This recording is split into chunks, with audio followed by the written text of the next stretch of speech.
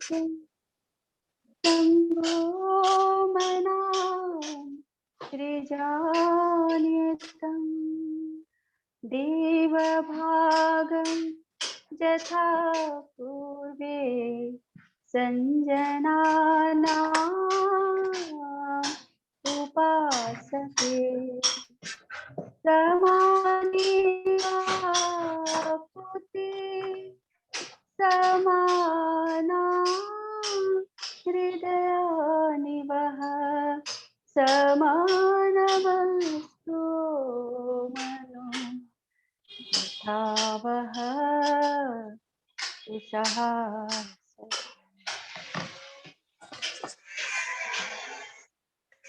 सभी को नमस्कार। नमस्कार। माइक म्यूट कर लीजिएगा, जिनका माइक ऑन है म्यूट कर लीजिएगा। आज हम लोग के क्लास का विषय है हर्निया, आंत का बढ़ना, यानी हमारी आंत्र विधि का होना ही हर्निया कहलाता है। हर्निया क्या है, क्या लक्षण इसमें होते हैं और कौन सी सावधानियां हम हर्निया के पेशेंट को बताते हैं, कौन से आसन, वो सारी जानकारी आज आप लोग को दी जाएगी। पहले हम लोग जाने कि हर्निया है क्या, आंत का बढ़ना क्या कहलाता है। जैसा कि सभी को पता है कि हमारे जो अंदरूनी अंग होते हैं, हमारे जितने होते हैं पाचक,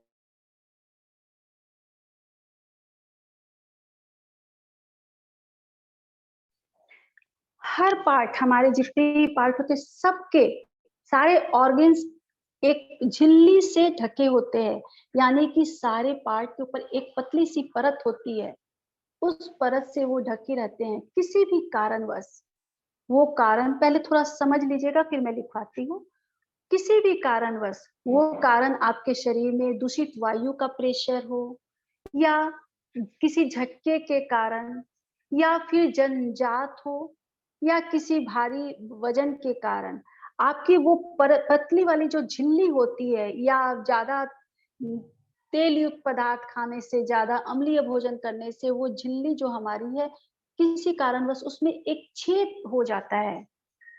और ये जब छेद हो जाता है, उस पे एक छिद्र का हो जाना, और किसी भी कारणवश अधिक लंबे तक खांसी आने से, या फिर छींकने से, या अचानक से वजन उठा लेने से, वो हमारे शरीर की जो नाड़ी होती है, वो नाड़ी अपनी जगह को छोड़कर, अपने स्थान को छोड़ करके उस छेद से बाहर आ जाती है। यही नाड़ी का अपने स्थान से हटकर उस छेद से बाहर आना ही हर्निया कहलाता है। इसी को कहते हैं आंत्र विधि, यानी कि वो अपने स्थान से बाहर निकल चुकी है। तो ये हमारा बीमारी का जो नाम है, वो नाम के अनुसार ये है क्या, वो मैं आप लोग को बताई हूँ। आप लोग लिख लेंगे हर्निया। लक्षण क्या होता है, लक्षण में लिखेंगे हमारे सभी ऑर्गन, हमारे सभी ऑर्गन एक झिल्ली के भीतर होते हैं।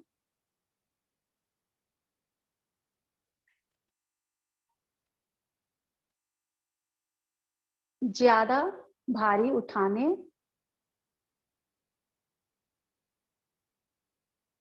अजीर्ण भोजन, या संचित दूषित मल के दबाव से,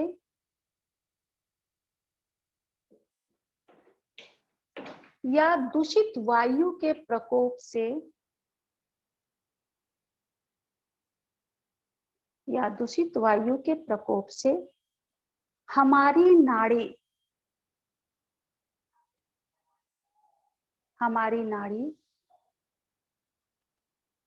अपने स्थान से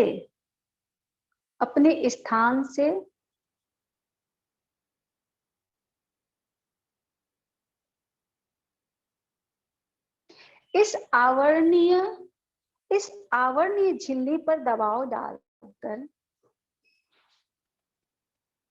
इस आवरणीय झिल्ली पर दबाव डालकर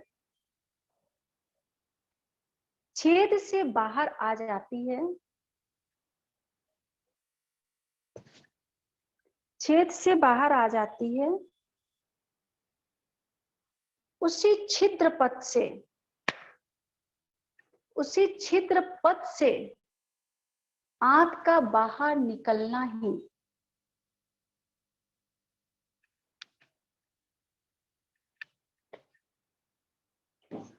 उसी छिद्र पथ से आंत का बाहर निकलना ही हर्निया कहलाता है।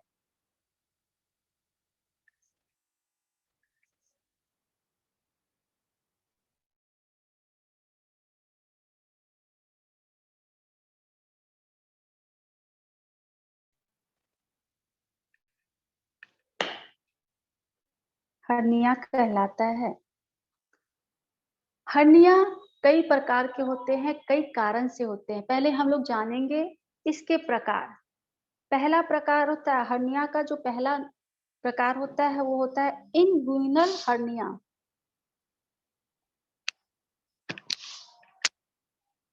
इनग्यूइनल हर्निया,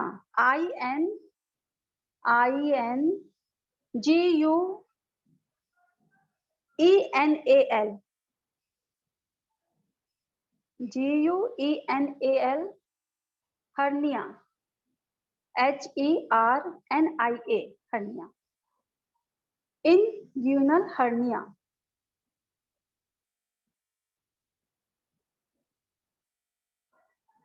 यह पेट के ऊपरी भाग में होता है। यह हमारे पेट के ऊपरी हिस्से में होता है।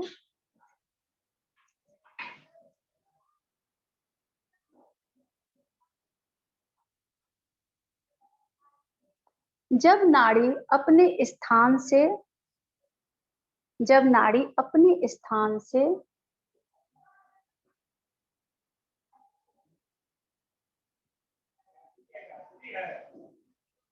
अलग होकर नाड़ी मुख्य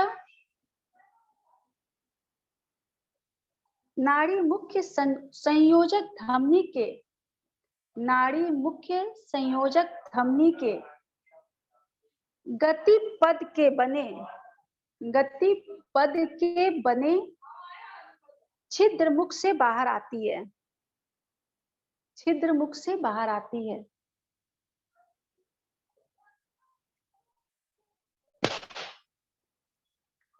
छिद्र मुख से बाहर आती है, इसी को कहते हैं इनग्यूइनल हर्निया।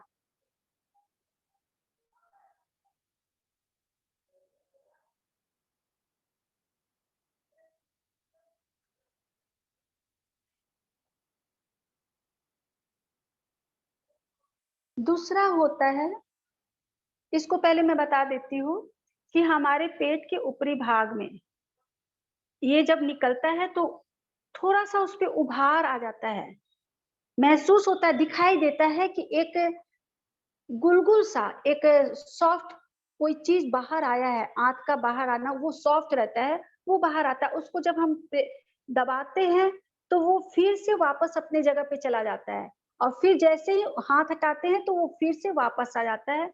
ये हमारे पेट की जो झिल्ली है और जो हमारा लंग्स का जो झिल्ली होता है, डायफ्राम नीचे का जो एरिया होता है, वहां पे उस झिल्ली को फाड़ करके फिर जो ऊपर की ओर आता है, इसको कहते हैं इंग्यूनल hernia.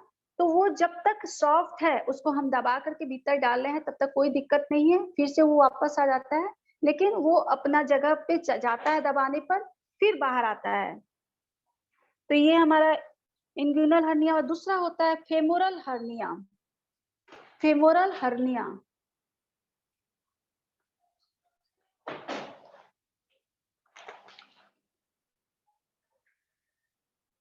FEMORAL FEMORAL femoral hernia. Fatty tissue के कारण या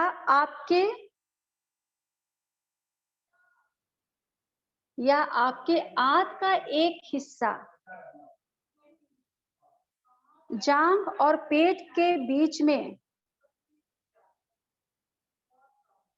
जांघ और पेट के बीच में निकलता है।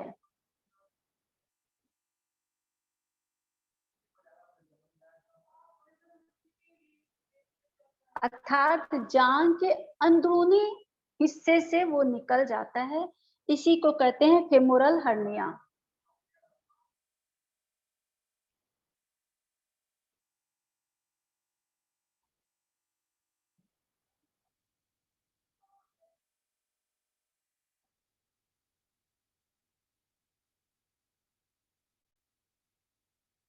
इसे कहते हैं फेमोरल हर्निया।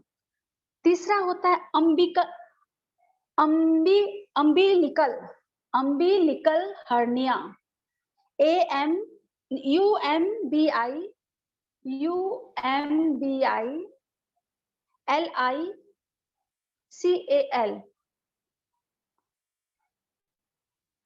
Umbilical hernia.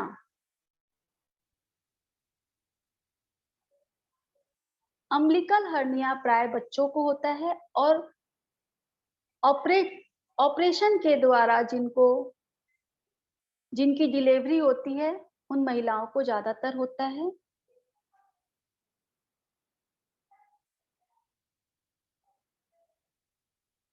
यह हमारे नाभि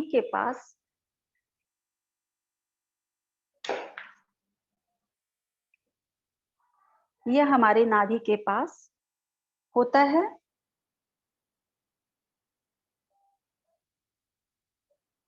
जन्मजात भी यह हर्निया पाया जाता है।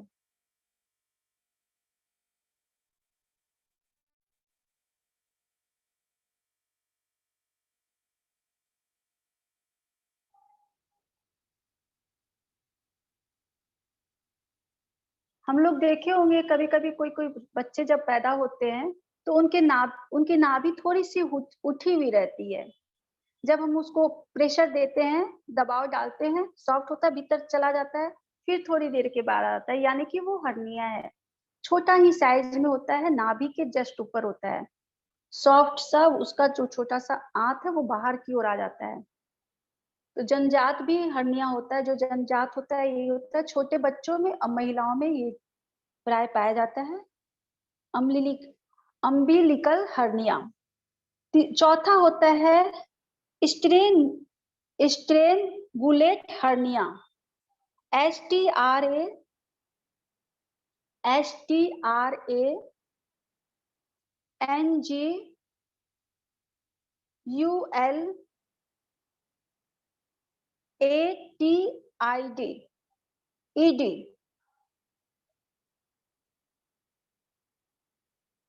स्ट्रेनगुलेट हर्निया। इसमें बहिर्गत नाड़ी धीरे धीरे कड़ी हो जाती है, धीरे धीरे कड़ी हो जाती है और आपस में उलझ जाती है।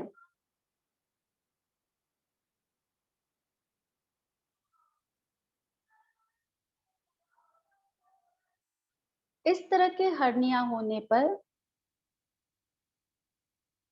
पेशेंट, रोगी, इस तरह के हर्निया होने पर रोगी कोई कार्य करने में सक्षम नहीं हो पाता।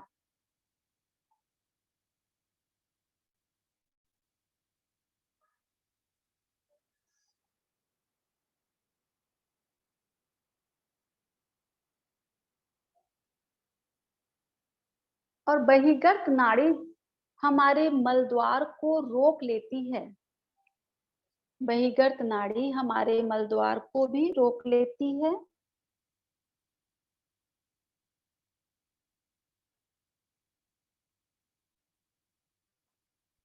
जिस कारण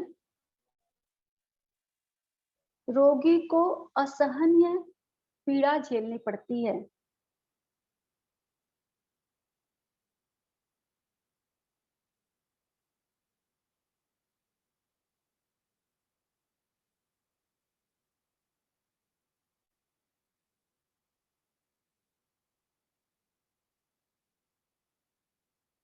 इस तरह के रोगी को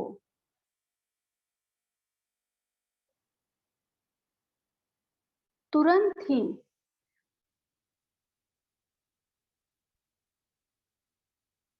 ऑपरेशन के द्वारा इसे ठीक करवाना चाहिए।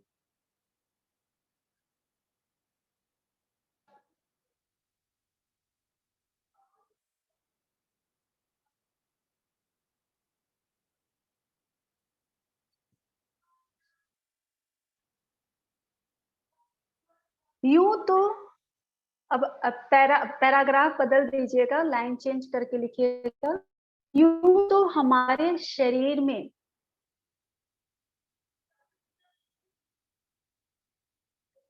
जितनी भी नाड़ियां होती है, जितने भी ऑर्गन्स होते हैं,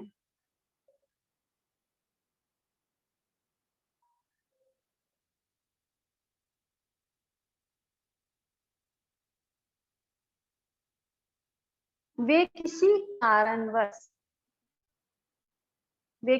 कारणवश भी अगर अपने स्थान से अलग हो जाते हैं,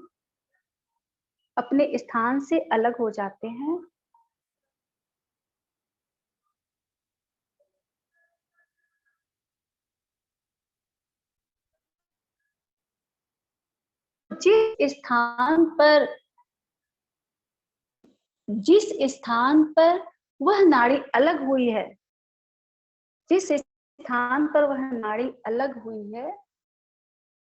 उसी स्थान के नाम पर ही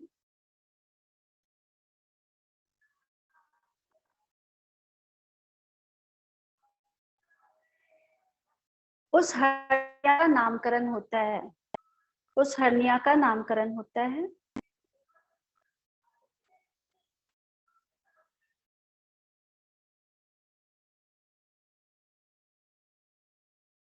अब मैं आप लोग नाड़ी को अलग हुई है, उसके बाद क्या हुआ? जो नाड़ी हमारे शरीर के जिस अंग से अपने जगह से जो अलग हुई है, यानी कि उस छेद झिल्ली से बाहर निकल गई है, उस अंग के नाम पर ही उस हर्निया का नामकरण होता है। उस अंग के नाम पर ही उसका नामकरण किया जाता है।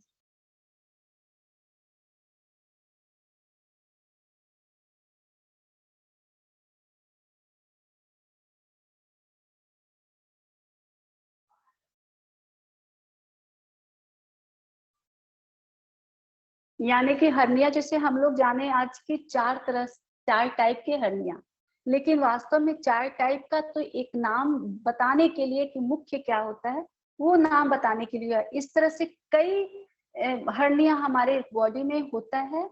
और हर्निया का क्या होता है, लक्षण क्या होता है कि यह जो कहीं भी हमारे शरीर के आप ऊपर से हमारा जो स्किन, हमारी जो त्वचा है, उस त्वचा पर थोड़ा सा उभार दिखता है और वो थोड़ा सा सॉफ्ट होता है, गुलगुलपन रहता है उसमें। उसको जब हम दाबते हैं तो वो दबता है, अपने स्थान में घुस जाता है, जैसे हटाते हैं वो फिर से वापस आ जाता है। यानी कि वो हर्निया, ऐसा नहीं है कि हर्निया सिर्फ हमारे पेट के इधर के हिस्से में हो रही है। हमारे सिर से जो नस आती है रीढ़ की हड्डी से होते हुए, वहां पर भी कभी कभी क्या होता है, जो नसें आ रही है वो नस एक जगह से छू जाती है, यानी कि शिराएं जो होती है हमारी अपनी धमनी का साथ छोड़ करके अलग हो जाती है। तो वो जहां अलग होती है, यानी कि वो उसका आवरण जो है, पतला आवरण, उसको निकाल करके बाहर आ गई है, तो वहां पे एक सूजन सा आ जाता है, फूल जाता है, सॉफ्ट ही रहता है, लेकिन वो बाहर आ जाता है। लेकिन छोटा हिस्सा है कोई दिक्कत नहीं है, बड़ा हिस्सा भी है तो कोई दिक्कत नहीं है। लेकिन वही बड़ा हिस्सा जो हमारे किसी भी अंग से बाहर आ जाता है, भीतर की हमारी आंत का, हमारी नाड़ियों का, और वो आपस में उलझ जाते हैं एक दूसरे से। ये ऐसे आकर के बाहर निकला हुआ है, कोई दिक्कत नहीं, लेकिन जब दो आपस में उलझ करके आते हैं तो धीरे धीरे वो वहां ब्लड की सप्लाई नहीं हो पाती और वो धीरे धीरे वहां पे कड़ा होने लगता है। और जैसे जैसे उसमें कड़ापन आता है, वो रोगी को पीड़ा देना शुरू करता है। व्यक्ति आगे झुक नहीं पाता है, कोई काम करने में उसको तकलीफ होने लगती है। फिर लास्ट में क्या होता है कि यही हर्निया जो विकराल रूप धारण करके हमारे मलद्वार के पास में जब हो जाता है, तो वहां पे भी ये हमें कष्ट देता है, मल का त्याग करने में कठिनाई होती है। कई जगह पे क्या होता है कि ना जैसे कुछ पुरुष जो होते हैं, पुरुष वर्ग के लोग जो होते हैं, वेट उठा रहे हैं, जिम जा रहे हैं, आसन आदि कर रहे हैं, बिना लंगोट पहने जो भी पुरुष योगासन कर रहे हैं या भारी उठा रहे हैं, उनको हाइड्रोसिल हर्निया होने का ज्यादा खतरा रहता है।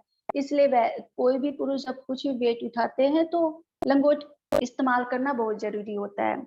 साथ ही साथ इसके कारण हम लोग जाने कि किस कारण से हर्निया होता है। कई कारण होते हैं, जैसा कि मैं शुरू में जब इसका ये हर्निया है क्या जब बताई, तो मैं बताई थी कि हमारे शरीर के दूषित जो भोजन थे, अजीर्ण भोजन, उसके कारण होता है। तो आप लोग, हम लोग के पहले क्लास में आप लोग जान चुके हैं अजीर्ण है क्या। हम जो खाना खाते हैं, पहले समझ लीजिएगा फिर लिखिएगा।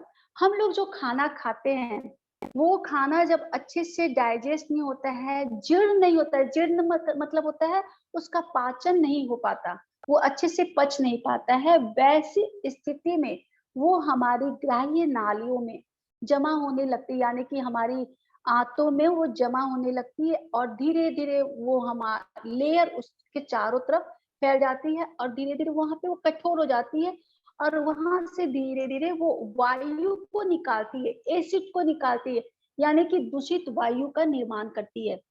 पहले अजीर्ण भोजन पहला कारण हुआ। अब हम लोग कारण पे जा रहे हैं। पहला हुआ अजीर्ण भोजन का होना, दूसरा दूषित वायु का निकलना,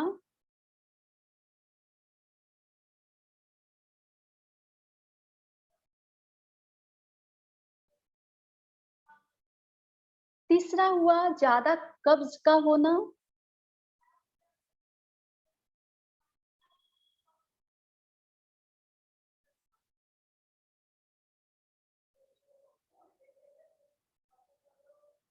मेन होता है यकृत का, यकृत द्वारा भोजन का पूर्ण रूप से जीर्ण नहीं कर पाना, यानी कि उसका लीवर जो है वो कमजोर है। तो यहाँ पे अजीर्ण जो आया, कब्ज जो आया या दूषित वायु आई, सबका मेन कारण क्या हुआ, हमारे लीवर का, हमारे यकृत का सही रूप से काम नहीं करना। तो यही मुख्य कारण होता है, हमारा लीवर का खराब होना ही इस रोग का भी कारण होता है। दूसरा कारण होता है अधिक वेट को उठाना, अधिक वजन को उठाना, आगे झुक करके किसी भी वस्तु को जो व्यक्ति झट से उठा लेते हैं,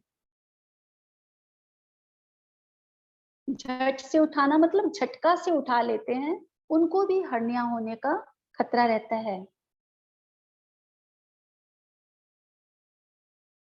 अब यहाँ पे कोष्ठ में लिखिएगा। अब मैं यहाँ पे समझाने के लिए बताऊंगी, जैसे हम लोग कोई भी वजन उठाते हैं, भारी वजन, महिलाएं हो चाहे पुरुष हो, वजन उठाते हैं तो भाई हम लोग घर गृहस्थी में है, समाज में हम लोग के पास बहुत सारी काम होते, बहुत सारा काम होता है। तो क्या हम वेट उठाने के लिए किसी पलदार को थोड़ी ना बुलाने जाएंगे, काम अपने घर का तो खुद ही करेंगे। लेकिन कैसे करेंगे, हम लोग को सारी चीजों की जानकारी होनी चाहिए। जैसे कोई सामान आगे रखा हुआ है, भारी वस्तु है, उसको आपको उठाना है, तो वैसी स्थिति में उस सामान को उठाने के समय में श्वास पर ध्यान देंगे। श्वास को क्या करना होता है, पहले भर लेते हैं, श्वास को हम पहले भीतर भर लेते हैं। कोष्ठ में लिखिएगा, श्वास को पहले हम भीतर भर लेते हैं,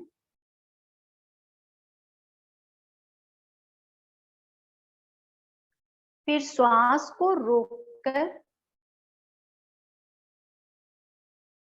श्वास को रोककर उस भारी वस्तु को उठा करके जहां रखना है वहां ऊपर उठा करके रखते हैं।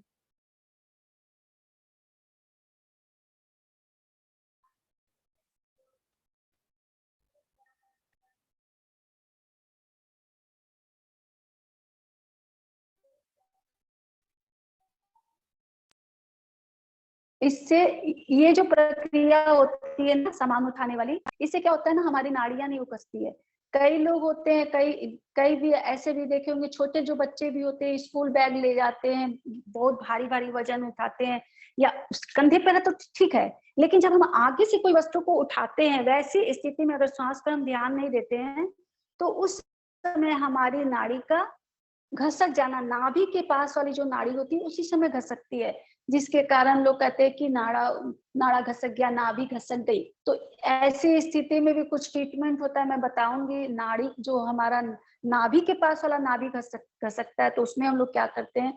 और हर्निया होता है, नॉर्मल जो हर्निया हमारे बस में है, जो सॉफ्ट है, आपस में उलझे हुए नहीं है, उसको हम कैसे ठीक कर सकते हैं बिना सर्जरी के, वो भी मैं आज बताऊंगी आप लोगों को। तो ये जो मेन कारण था, आगे से भारी उठाना। तीसरा कारण है ज्यादा जिम में जा करके, यही वजन, उसमें भी वही होता है, वजन का ही उठाना। जिम जाते हैं जो लोग और आगे से उठाते हैं और सांस की विधि नहीं बिना किए उसको आगे का वजन उठा लेते हैं, तो ऐसे लोगों को भी हर्निया होने का खतरा रहता है।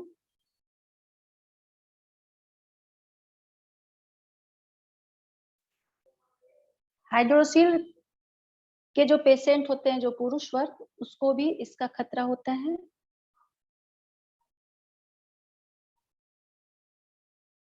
लंबे समय तक खांसी का होना शरीर में हर्निया का वजह बन जाता है।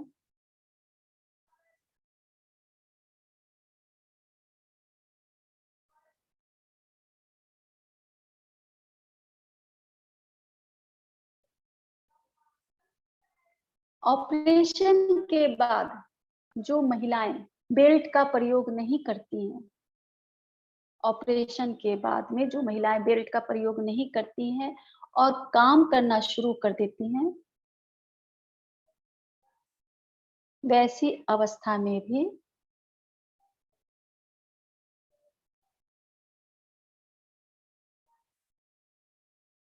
हर्निया होने का खतरा रहता है।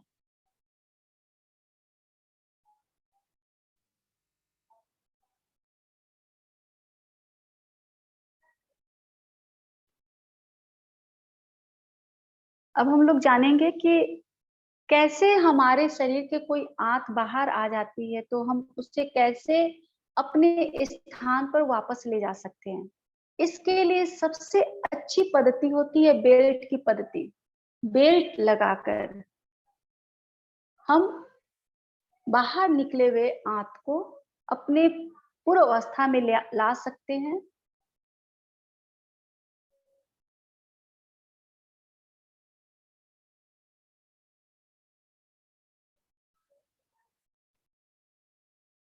या फिर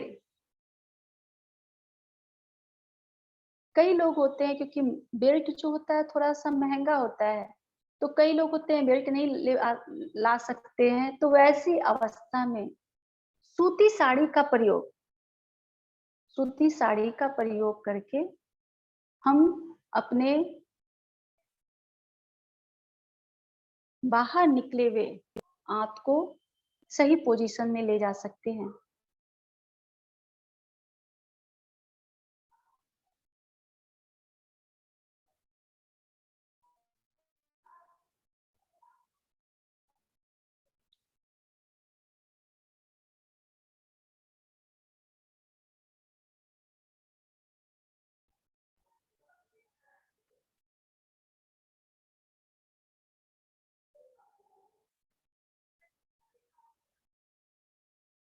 अब हम लोग जानेंगे, पहले ये प्रैक्टिकल से समझ में आएगा। हम लोग साड़ी से जो बेल्ट बनाते हैं कैसे करते हैं, या बेल्ट भी लगाते हैं तो कैसे लगाते हैं। मान लीजिए हमारा जो पेट है, इस पेट का यहाँ का आंत बाहर आ चुका, बहुत बाहर निकल गया, वो दिख रहा है। तो वो जो बाहर आया है, हम उसको धीरे से ऊपर उठा करके, जहां वो जा रहा है, आपको लग रहा है कि हाँ वो भीतर चला गया, उसको भीतर ले जा करके एक हाथ से उसको पकड़ के दूसरा व्यक्ति सूती जो साड़ी में बता रही हूँ वो नीचे से लपेटना शुरू करेगा, और एक छोर यहाँ से लपेटा, लपेट करके थोड़ा सा कड़ा, पेट को भीतर की ओर धसा करके हमेशा बांधना चाहिए बेल्ट। पेट ढीला करके नहीं बांधना है, पहले पेट को भीतर धसा लेना है, यानी कि भीतर की ओर करके बेल्ट को अच्छे से लगाना है। यहाँ से बांधना शुरू किए, लपेटते आए, धीरे से जहां पे आत आया था वहां से करते हुए, लपेटते हुए पूरा ऊपर तक हम बेल्ट उस साड़ी को अच्छे से बांध लेंगे, और जो आखिरी छोर होता है उसको पिन अप कर देंगे सेफ्टी पिन से, या फिर गांठ भी बांध सकते हैं। तो इस तरह हम पूरे पेट को बांध लिए। बेल्ट बांधने का जो तरीका होता है, ये जो समय होता है, वो बेल्ट बांध रहे हैं या साड़ी से आप बांध रहे हैं, उसका समय होता है खाली पेट। सुबह में आप इसको बांध सकते हैं और शाम के समय में 2 बार इसको बांधेंगे।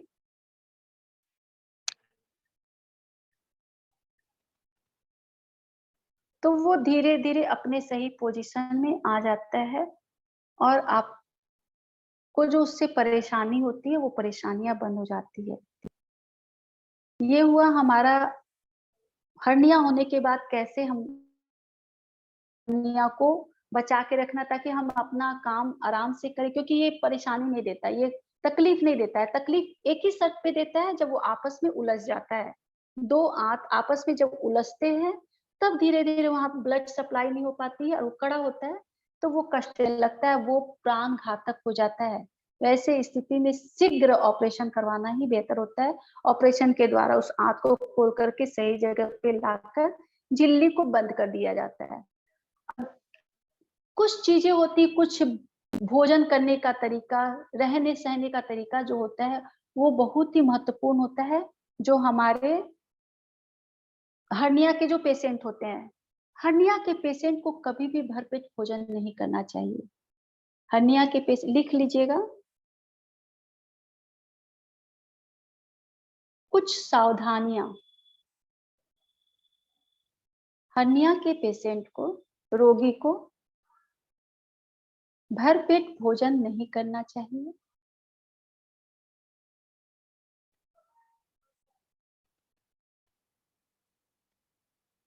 थोड़ा थोड़ा भोजन, थोड़ा थोड़ा भोजन कई बार करना चाहिए।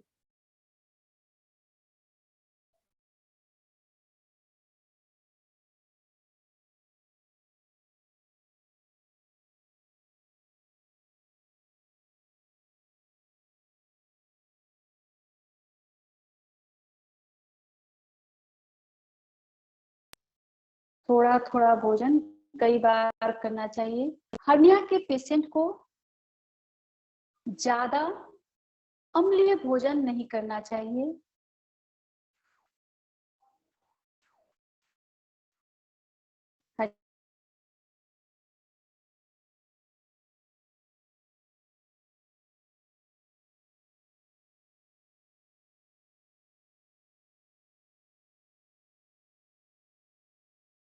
पानी भर पेट कभी भी नहीं पीना चाहिए। आधा गिलास करके कई बार पानी को पीना चाहिए। आधा गिलास पानी कई बार पीना चाहिए।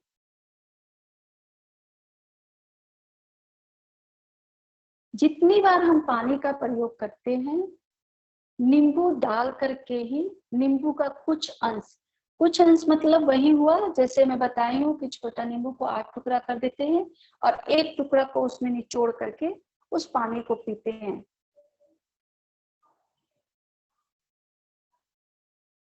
नींबू का कुछ अंश डाल करके हर बार पानी को पीना है।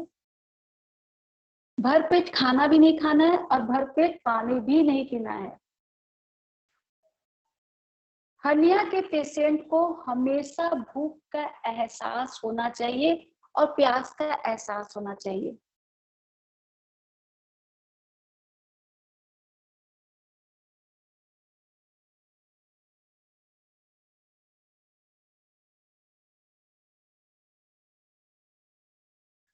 आमिष भोजन का प्रयोग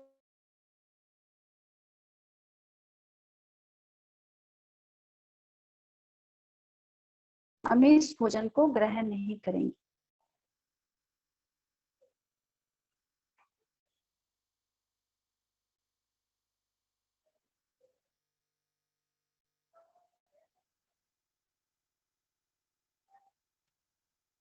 ये हमारा हो गया। कब्ज को कुछ सावधानियां में, इसको भी लिख लीजिएगा। कब्ज को दूर करने के लिए जो हम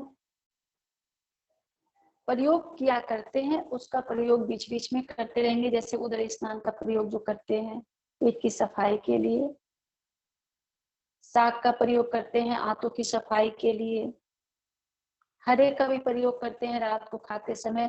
तो जितने चीज अजीर्ण में बताए गए हैं कि ये सारे चीज पेट की सफाई के लिए, आंत की सफाई के लिए करना है, वो सारे प्रयोग बीच बीच में हम लोग को करते रहना चाहिए।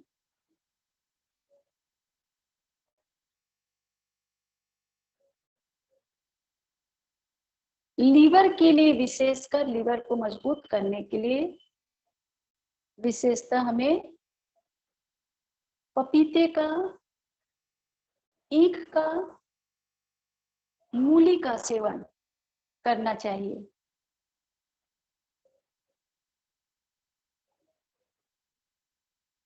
क्योंकि जैसा आप लोग जाने कि हर्निया का होने का मेन कारण होता है हमारे यकृत का सही रूप से कार्य नहीं करना, भोजन को वो सही ढंग से जीर्ण नहीं कर पा रहा है।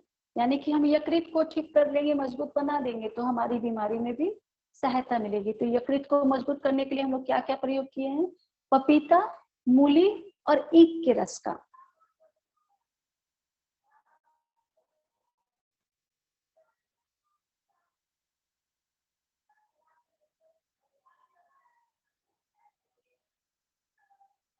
अनार भी हमारे पेट की सफाई करता है, अमरूद भी हमारे पेट की सफाई के लिए बहुत ही अच्छा होता है।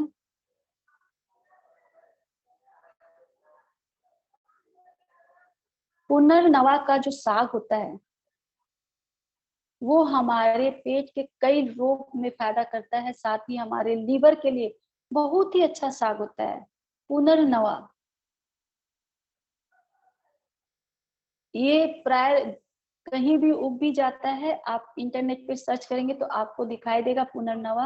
हम लोग पहचानते नहीं, इसलिए हम लोग उसको घास फूस समझ करके छोड़ देते हैं। जब आपको पता चलेगा कि आपके आसपास ही पुनर्नवा का साग उगा हुआ है तो आप उसको छोड़ेंगे नहीं, उसको फिर उसकी रोपनी शुरू कर देंगे, क्योंकि वो बहुत जल्दी हो जाता है। पुनर्नवा का साग कई बीमारियों में हमारे लिए फायदेमंद होता है।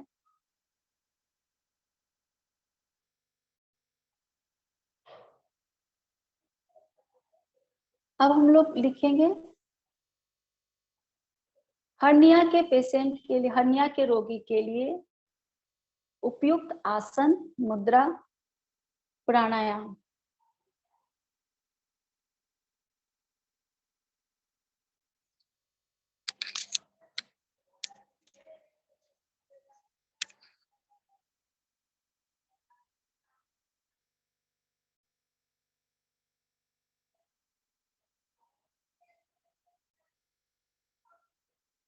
इसके लिए पेट का हमारा जो आसन होता है बहुत ही फायदेमंद होता है।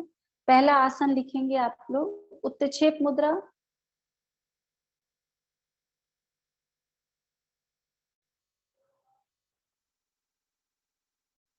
अश्वनी मुद्रा।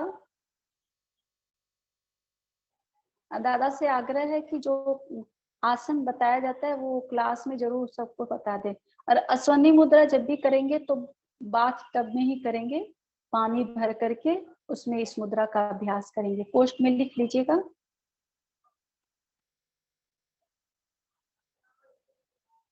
मयूरासन, पुरुष वर्ग मयूरासन करेंगे। पदहस्तासन,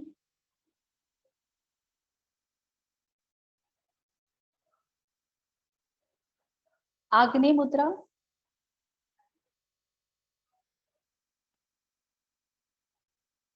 उड्डयन मुद्रा,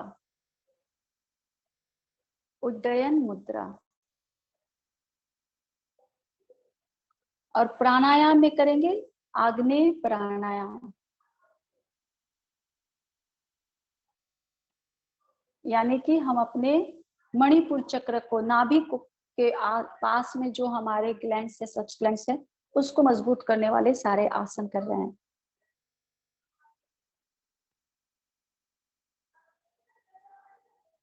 शाम के समय भी करना है हम लोग को आसन। ये सब सुबह का आसन हो गया, शाम का आसन है उड्डयन, सर्वांग आसन।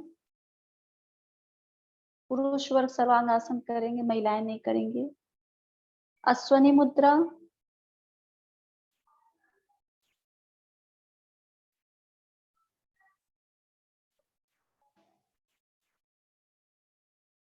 आग्नेय मुद्रा,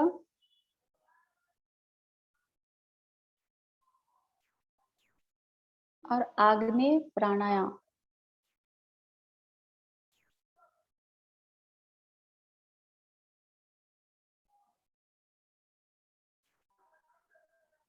ये हमारे हुए आज के हर्निया के क्लास का पूरा टॉपिक आप लोग को मैं बताई हूँ। इसमें कुछ हेम्योपैथ की दवाई बहुत अच्छा काम करती है, जैसे आंत फंस गया है आपस में, तो ऐसी अवस्था में हेम्योपैथ के जो डॉक्टर होते हैं उससे जरूर सलाह लेकर के आप इसको लेंगे, क्योंकि इसमें हर हर्निया का अलग अलग दवा होता है, इसलिए यहाँ पे बताना सही नहीं है, क्योंकि वहाँ ऐसी स्थिति में हर्निया जैसे बीमारी में हेम्योपैथ के डॉक्टर से सलाह लेकर के दवा लेना ही अच्छा रहता है। आंत को खोलने का काम कर देता है, लेकिन हेम्योपैथ की भी दवा तभी काम करती है जब वो आपका आंत कड़ा नहीं हुआ है। अगर वो कड़ा हो जाता है, उलझा हुआ भी है, तो खुल सकता है, हेम्योपैथ की दवा से खोल देते हैं। लेकिन अगर वो कड़ा हो गया तो किसी अवस्था में भी वो फिर संभाल में नहीं आता है, ऑपरेशन ही उसका एकमात्र रास्ता होता है। ये हमारे हर्निया के जितने टॉपिक थे मैं आप लोग को बताई हूँ। कहीं किसी को कोई दिक्कत है, कोई डाउट है तो आप पूछ सकते हैं।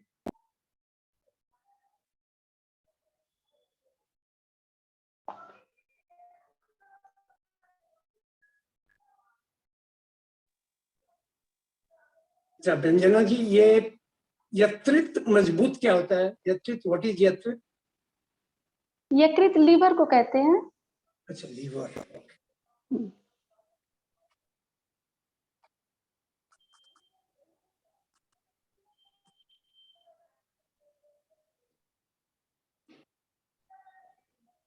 लीवर का हम लोगों को हमेशा ख्याल रखना चाहिए, बीच बीच में लीवर को मजबूत करने के लिए हर उपाय करना चाहिए। जैसे गर्मी का सीजन आता है तो दोपहर के समय एक ईख वाले को जो घूम करके बेचता है जूस ईख का, उसको बांध लेना चाहिए, हमेशा ला करके दरवाजे पर दे जाए, ताकि आपका लीवर मजबूत हो। क्योंकि अगर लीवर मजबूत होगा तो बहुत सारे आपके आसपास भी नहीं फरकेंगे।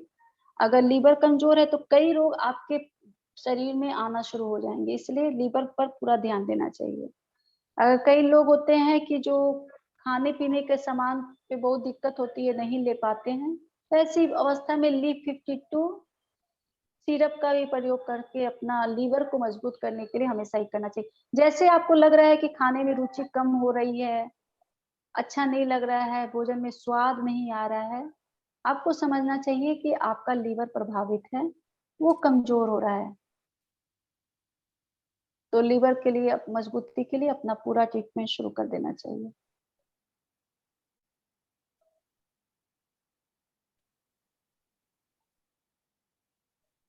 किसी के मन में कुछ क्वेश्चन है तो पूछ लीजिएगा।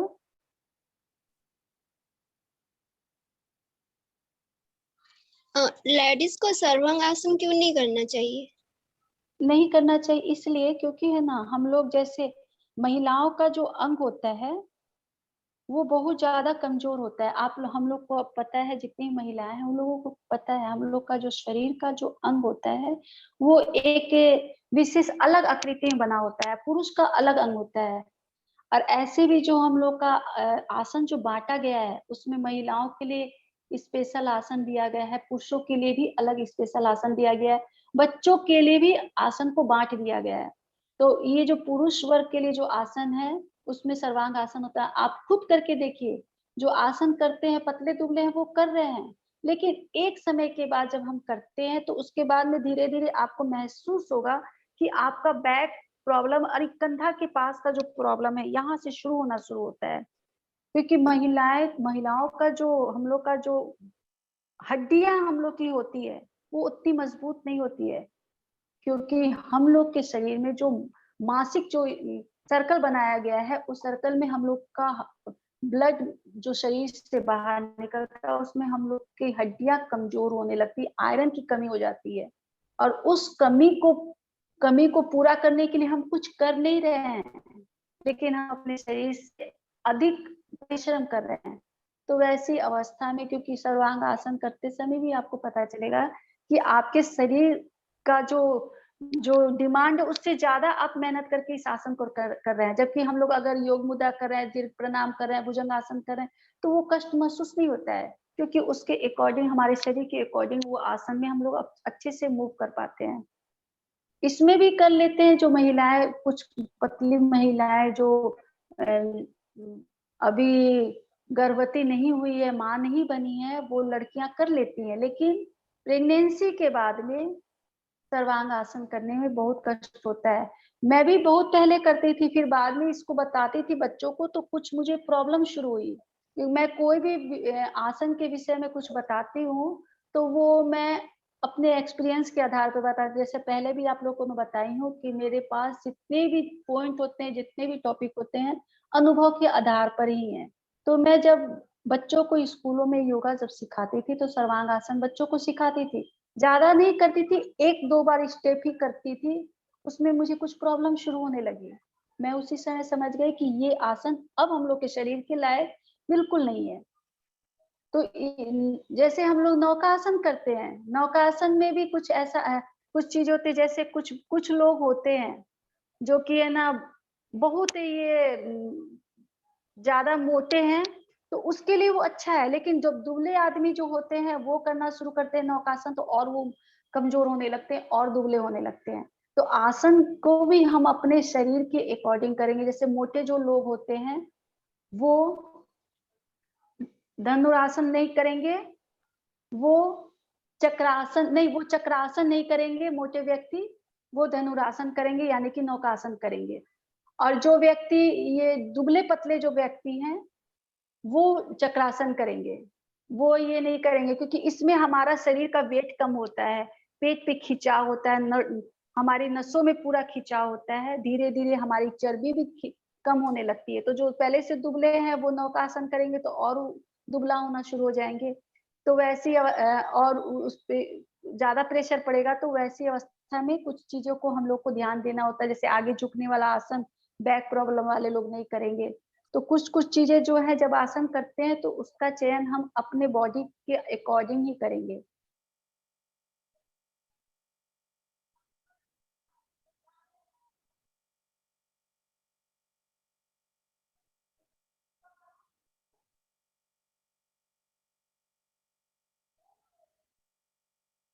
आज का हर्निया का सबको समझ में आ गया, पूरा क्लियर हुआ? Yes madam.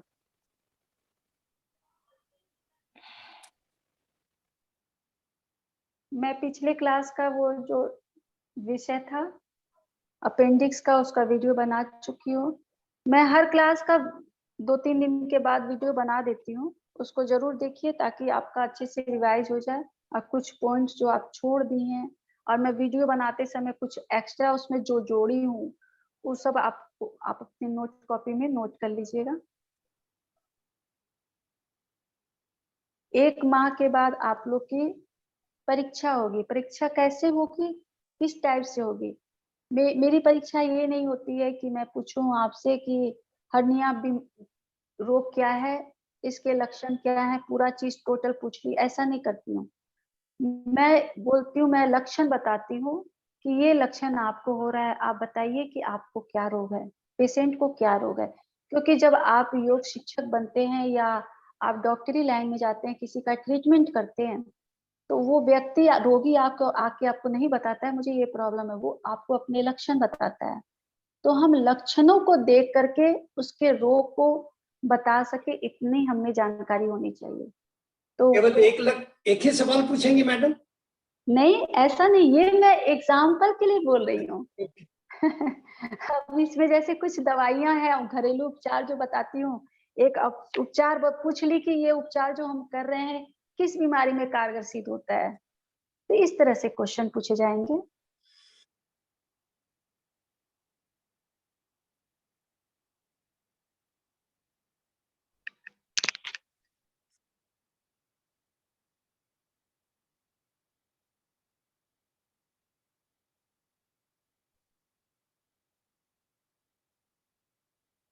तो सबको सब क्लियर हो चुका?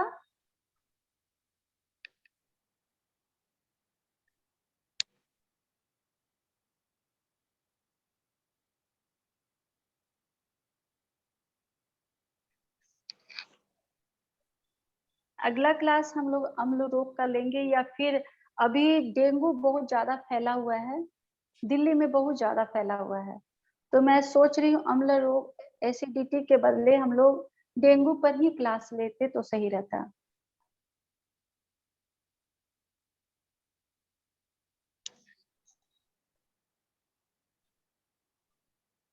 आप लोग की राय बता दीजिए कि डेंगू पर क्लास हो कि एसिडिटी पर क्लास हो। मैडम पहले डेंगू पे हो सकता है, बाकी से पूछ लो आप। हाँ Your क्योंकि मैं choice, अभी, ma'am. Your हाँ choice. क्योंकि अभी है ना मेरे पास बहुत सारे डेंगू के पेशेंट का आया हालचाल की बहुत ज्यादा स्थिति खराब है। तो चूंकि ये बीमारी जो है हम लोग को अगर शुरू में ही डेंगू हो, चिकनगुनिया हो, कुछ भी कोई भी रोग होता है, या कोरोना ही हो, कुछ भी अगर वायरस जो वायरस वाला जो बीमारी है, अगर हम शुरू में इलाज कर लेते हैं तो हमारी स्थिति खराब नहीं होती, हम खुद ही अपना इलाज कर सकते हैं उसका। तो उस लक्षण को जानना, उस बीमारी को दूर करने के लिए, उस लक्षण को दूर करने के लिए जो उपाय होते हैं घरेलू, वो जानना हम लोग के लिए बहुत जरूरी है। क्योंकि हम लोग हर फीवर में, कोई भी फीवर होता है तुरंत हाई एंटीबायोटिक लेकर के फीवर को डाउन कर लेते हैं, और पसीना आता है फीवर उतर जाता है, फिर फीवर होता है फिर दवा लेते हैं, पसीना आकर के फीवर उतरता है, ये सिलसिला चलते रहता है। और वो जो बीमारी जो वायरस है वो हमारे शरीर में तब तक अपना अच्छा पकड़ बना लेता है, उसके बाद आपका जो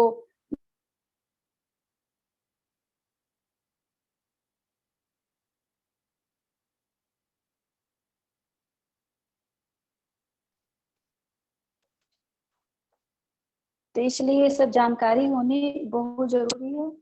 क्योंकि हम लोग जहाँ हैं, जब योग से जुड़े हुए हैं, आप लोग जैसे क्लास में आ रहे हैं तो कई लोगों को पता चल चुका होगा कि आप लोग योग का क्लास अटेंड कर रहे हैं, तो आप लोग से भी कई बीमारियों में सलाह पूछी जाती होगी, मांगी जाती होगी कि मुझे राय दीजिए कि मैं क्या करूं।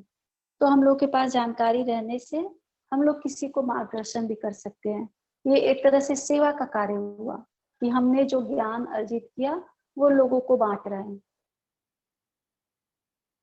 अरे मधुरा ज्ञान पता नहीं क्या करेगा, किसी का भला करेगा या नुकसान कर देगा। नहीं, इसलिए तो अभी तो शुरुआत हुई है। हाँ, नहीं तो वैसे स्थिति में एक चीज हमेशा याद रखिए कि कोई चीज कोई भी पूछता है तो कोई भी बीमारी को आधा खत्म करने के लिए हमारी पेट की सफाई सबसे महत्वपूर्ण होती है। पेट की सफाई करवा दीजिए, दो दिन 3 दिन बोली लगातार पेट साफ कीजिए, उसके बाद अगला ट्रीटमेंट मैं आपको बताऊंगा। तो वैसे स्थिति में क्या होता, तब तक आप मुझसे बात कर लीजिए कि फलाने व्यक्ति को ये बीमारी है, मैं क्या बताऊं। तो वो उसका लक्षण आप पूछ करके मुझको बताएंगे, तब तक आप वहां पे ट्रीटमेंट भी बता चुके हैं कि पेट की सफाई, टॉक्सिन तब तक वो निकाल रहा है। अब उसके बाद जो घरेलू उपचार आप देंगे उसको तुरंत जाकर के उस पर असर करेगा। यहाँ पे फायदा क्या हो रहा है, 2 फायदा हो रहा है कि वो व्यक्ति भी एक जो है वो ठीक हुआ, दूसरा फायदा आपका प्रैक्टिकल हो रहा है। इसको आपको याद करने की, रटने की जरूरत नहीं पड़ेगी। आपके जीवन के लिए कभी भी कहीं भी आपको जरूरत पड़ेगी वो तुरंत याद आ जाएगा, क्योंकि आप एक व्यक्ति पे उसका प्रयोग कर चुके हैं। और जिसको फायदा हो रहा वो आपको बताएगा ही, रिजल्ट बताएगा कि आपने बहुत अच्छी दवाई बताई। तो इस तरह हुआ कि आपका भी अपना प्रभाव हो गया, व्यक्ति भी ठीक हो गया, आपका प्रैक्टिकल भी हो गया। हाँ जी मैडम, पेट की सफाई फिर वही नींबू वाले जल से बताएं? हाँ जी, बिल्कुल। नींबू पानी ही से, जो हम लोग शीशा के गिलास में जो नींबू पानी बनाते हैं वही तरीका बताना है। पानी में नींबू नमक डाल करके नहीं बताना है। वो एसिड पी रहा है वो व्यक्ति गैस और एसिडिटी का शिकार हो जाएगा। और जो हम नमक शीशा के गिलास में नमक रखकर नींबू निचोड़ते हैं, वो हमारे शरीर की एसिडिटी को खत्म कर रहा है। दूसरा, आप एनीमा चढ़ा करके जो पेट की सफाई बताएंगे, उससे वो पेशेंट कई रोग का शिकार हो सकता है। कल के डेट में उसके कई अंग डैमेज हो सकते हैं। इसलिए ऐसा चीज कभी भी नहीं बताना है जो खतरनाक है। जो एकदम सेफ है वही दवाई को हमको बताना है। दवाइयां कई तरह की है मार्केट में, बहुत सारे औषधियां बताई जाती हैं, आयुर्वेदिक बहुत सारे नुस्खे बताए जाते हैं। वही नुस्खा एक जगह हमें फायदा कर रहा है, दूसरी जगह उसका साइड इफेक्ट है। उस नुस्खे को हम याद ही नहीं करेंगे, उधर जाएंगे ही नहीं। उस फॉर्मूले को अपने पास रखेंगे जो सिर्फ आपको बेनिफिट दे रहा है, जिससे दूसरा रोग खराब हो, दूसरे अंग हमारे प्रभावित हो रहे हैं, उस रोग उस दवाइयों को हमको बताना ही नहीं है। मेरे पास भी कई जानकारी है, बहुत सारी औषधियां मेरे पास रहती है, लेकिन मैं सारी चीजों को नहीं बताती। जो एक्सपेरिमेंट की हूँ, जिसका साइड इफेक्ट नहीं हुआ, और जिसका साइड इफेक्ट हुआ वो भी जानती हूँ, और जो नहीं हुआ उसका भी मुझको ये रहता है। तो वही चीजों को मैं संग्रह करके रखी हूँ, जिसका कोई कुप्रभाव हमारे बॉडी पे नहीं पड़ रहा है, वही चीज बताती हूँ कि हम ठीक भी हो गए। मेन हमारा उद्देश्य यही है ना, कि बहुत बड़ा विद्वान बनने हमारा उद्देश्य नहीं है कि कोई खड़ा होकर के हमको माइक पे बोलेगा चलिए आप हर्रे के विषय में बताइए और तुलसी के भी विषय में बताइए, गोल मिर्च के विषय में बताइए। ऐसे हमसे पूछने वाला कोई नहीं है। आपसे एकमात्र बीमारी बताया पूछा जाएगा और उसकी औषधियों को पूछा जाएगा। आपको एक ही दवाई, सटीक दवाई जो उसको जाकर का असर करे, वही दवाई आपको जाननी जरूरी है। मैडम, ये जो नींबू पानी है सभी आदमियों पे एक समान काम करेगा? जी, यहाँ पर क्या होता है, बस एक व्यक्ति होता है जो ज्यादा हाई ब्लड प्रेशर का जो पेशेंट होता है, उसका नमक का मात्रा कम रखना है और बाकी सब जगह काम करेगा। और किडनी के जो पेशेंट होते हैं, किडनी के जो पेशेंट होते हैं उसको भी इसका प्रयोग नहीं करना है।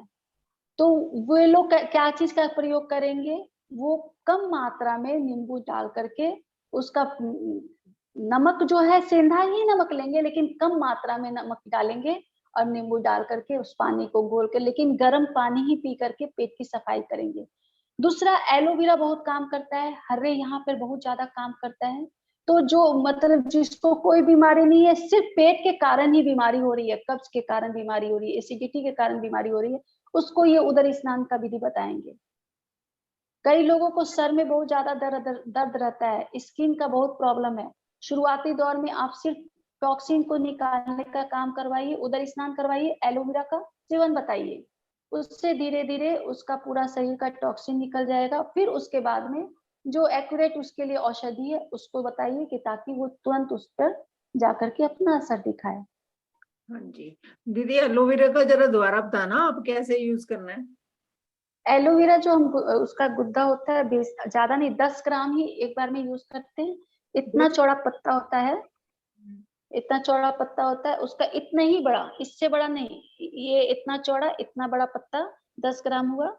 उस पत्ते के किनारा वाला जो कांटा होता है उसको पहले छील लीजिए, फिर उसका ऊपर का छिलका एक साइड का छील लीजिए, चक्कू से या चम्मच से धीरे से सारा गुद्दा को निकाल लीजिए। उस गुद्दे को मुंह में रखिए, उसका लिक्विड मत बनाइए, मुंह में रखिए लार के साथ, यानी कि चबा करके।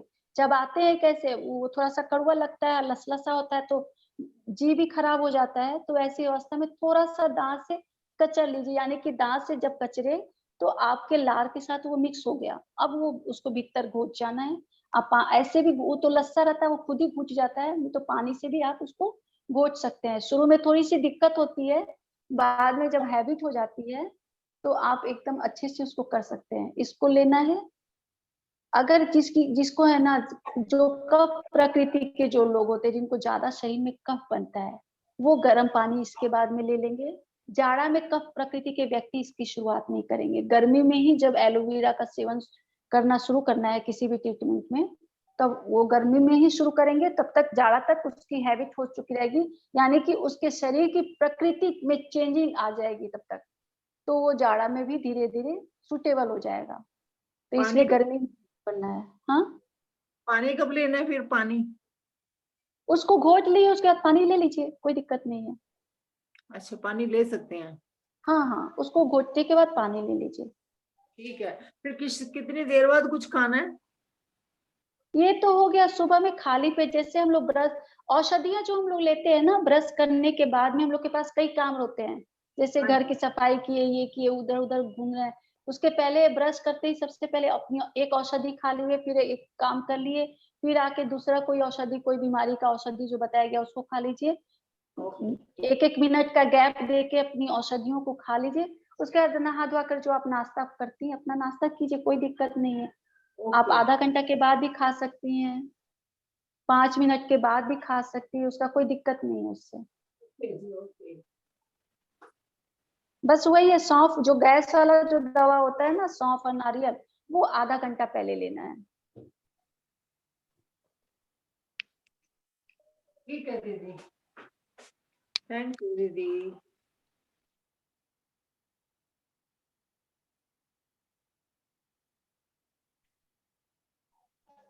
चलिए मैं अगला आखिरी जो टिप्स देती हूँ एक दे देती हूँ, अपने चेहरे के लिए बता देती हूँ। जैसे अभी मैं एलोवेरा जो बोली हूँ, एलोवेरा का जो छिलका होता है, हम लोग एलोवेरा तो खा लिए, उसका छिलका हम लोग फेंक देते हैं। छिलका बहुत ही अच्छा होता है, उसके छिलका में जो ग्रीन रंग का तेल होता है वो स्किन की बहुत अच्छी दवा होती है, वो अपने फेस पे रगड़िए। साथ ही साथ स्किन में कहीं भी आपको स्किन डिजीज हो रखा है, मान लीजिए गर्दन के पास कुछ प्रॉब्लम है, या कहीं भी स्किन में कुछ भी हो रखा है, कहीं खुजलाहट है, उस पर रगड़ लीजिए। नींबू का जो आप प्रयोग करते हैं, जो नींबू का छिलका जो रहता है उसको कभी मत फेंकिए, उस छिलके को फेस पे रगड़िए, फेस के लिए बहुत अच्छा होता है। फेस पे उसको अच्छे से रगड़ लिए, गला को भी रगड़ लिए, 5 मिनट फेस पे छोड़ दीजिए। रगड़ने के बाद उसमें रस नहीं होना चाहिए, सिर्फ हम छिलका को रगड़ रहे हैं। एलोवेरा का भी छिलका ही रगड़ना है और नींबू का भी छिलका रगड़ना है, तो दोनों में से कोई भी एक प्रयोग करेंगे। छिलका, नींबू का छिलका का मैं बता रही हूँ, छिलका रगड़ के 5 मिनट छोड़ देते हैं। 5 मिनट के बाद 1 चम्मच बेसन में थोड़ा सा पानी डाल करके फेस में अच्छे से लगा लीजिए।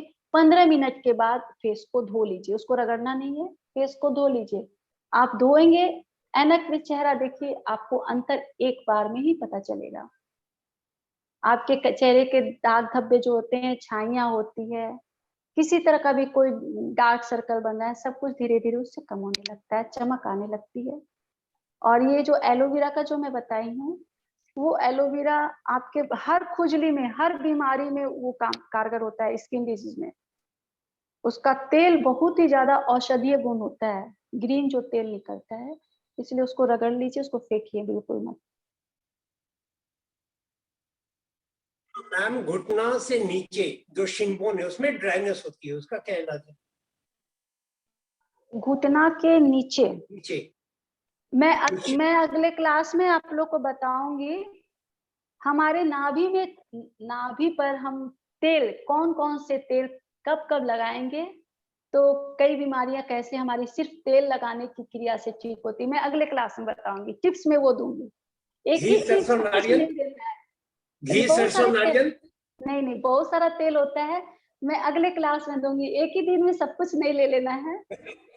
तो मैं ये तीनों तेल नाभि में लगाता हूँ, घी, देसी घी, सरसों का तेल नहीं और नारियल का तेल। नहीं मिला कर नहीं लगाना है, वो अपनी बीमारी के अकॉर्डिंग हम लगाते हैं। स्किन डिजीज है तो क्या लगाते हैं, जोड़ का दर्द है तो क्या लगाते हैं। ड्राइनेस होती है, हाँ कुछ होता नहीं है बट ड्राइनेस होती है वहां पे, वो ये हल्की सी इचिंग होती है, खुजली होती है, खुजलाहट। हल्की, बहुत हल्की सी, यस। केवल सामने की तरफ, पीछे नहीं, साइड में भी नहीं, ओनली इन फ्रंट। अच्छा, आप नहाते समय तेल यूज करते हैं नहाने के बाद? नहाने से पहले लगाता हूँ सरसों का तेल। नहीं नहीं, कपूर डाल करके तेल आप नारियल बाथरूम में ही रखिए, नहाने के बाद साबुन लगाने के बाद जब पानी से धो लेते हैं बॉडी को, तो तेल लगा करके फिर पानी डालिए, फिर दे पोंछ करके कपड़ा पहनिए। हम लोग साबुन के पहले तेल लगाते हैं, जो कि कोई फायदा नहीं होता है। साबुन यूज करने के बाद शरीर में तेल लगाना चाहिए अपने बॉडी के अकॉर्डिंग, जो हमारा शरीर डिमांड करता है। जिसके बीमारी के अकॉर्डिंग सरसों तेल का जरूरत है वो सरसों तेल यूज करेंगे, जिनको शरीर में खुजली की बीमारी है वो कपूर डाल करके नारियल तेल का यूज करेंगे। तो ये बॉडी में नहाने के बाद जरूर लगाना चाहिए तेल, तो उससे है ना ड्राइनेस खत्म हो जाता है, ड्राइनेस खत्म हो जाएगा। मेरे केस में खुजली नहीं है, मतलब कुछ दिखता नहीं है, स्किन बिल्कुल साफ दिखता है, पर कभी कभी इचिंग होती है। हाँ, लगता है खींची खींची त्वचा, कभी कभी इचिंग होती थोड़ा है ड्राइनेस, जी। ड्राइनेस जैसा हम हाँ, feel- वो आपके कपूर और नारियल तेल का बहुत अच्छा उसमें रहेगा, नहा करके उसको लगा के पानी डाल के देव पोछ के कपड़ा पहन लीजिए।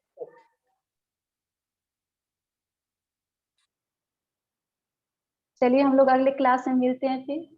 Thank you, madam. Thank you so much. सभी को नमस्कार। थैंक यू, धन्यवाद, नमस्कार, नमस्कार। नमस्कार। धन्यवाद। नमस्कार।